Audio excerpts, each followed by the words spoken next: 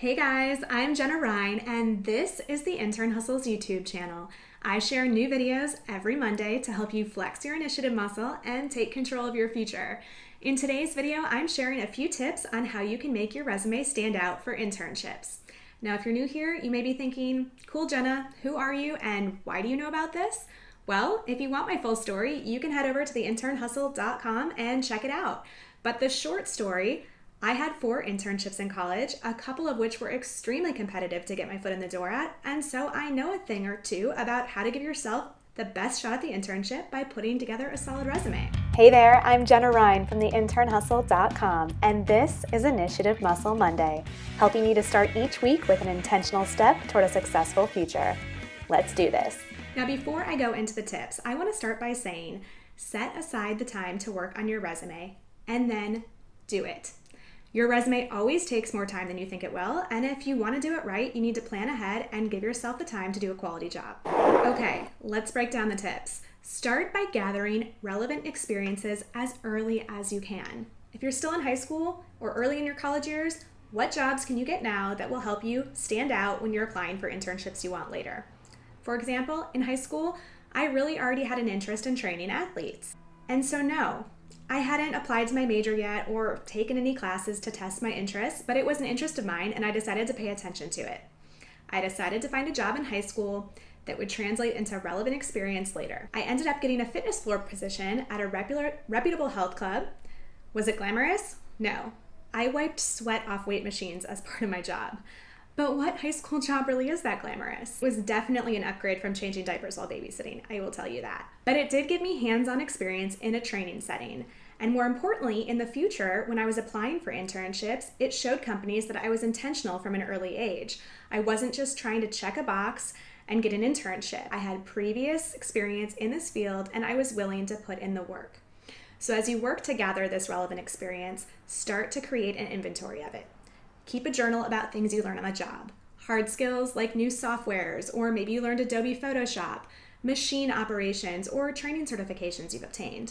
And soft skills you've developed like communication, or time management, problem solving. Next, be sure to capture specific volunteer or extracurricular experience you have as well. Specific things you have done in college that showcase the skills and interests that you have. And if you haven't been documenting your experience as you go, and you're just now playing catch up, go ahead and follow this exercise. I want you to set a timer for 20 to 30 minutes and write down any and all experience that comes to mind. Just get your juices flowing. Nothing stupid, this is just for your reference. You will be amazed with how much comes up as you start brainstorming and putting pen to paper. Okay, got your experience inventory? Great, we will come back to this in a minute. Now this next point you're gonna hear a lot, but it's because it's important. Imagine that. Make sure that you tailor your resume to each and every internship position that you're applying for. Why?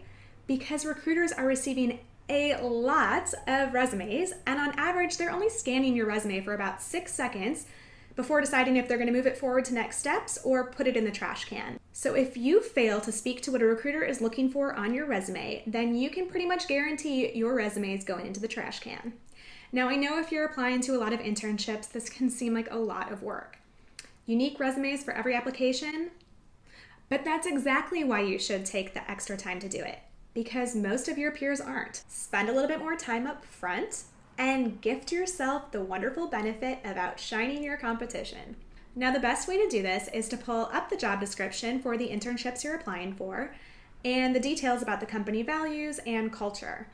Then pull up your experience inventory and start connecting the dots. Not all of it has to be a pure hard skill connection to what they're looking for. You can also draw attention to other experience you have, volunteers, extracurriculars, ties into their company culture. Look for parallels and craft your resume accordingly.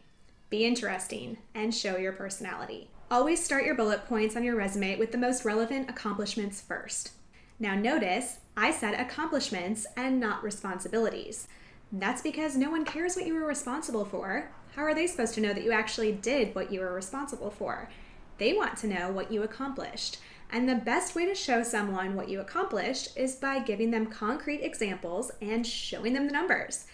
quantify wherever you can. So back to my high school job as a fitness floor trainer, maybe instead of just saying instructed members on proper use of weightlifting machines, I could say led an average of 15 30-minute introduction to weightlifting sessions with club members each week. So when it comes to tailoring your resume and creating standout quantifiable accomplishments, I know you can do it.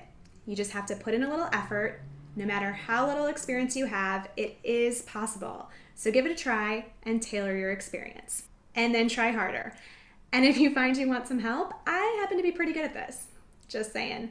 You can sign up for a one-on-one resume review session with me, and I will show you how it's done. I'll link to that in the description below if you're interested, and you can check it out after this video.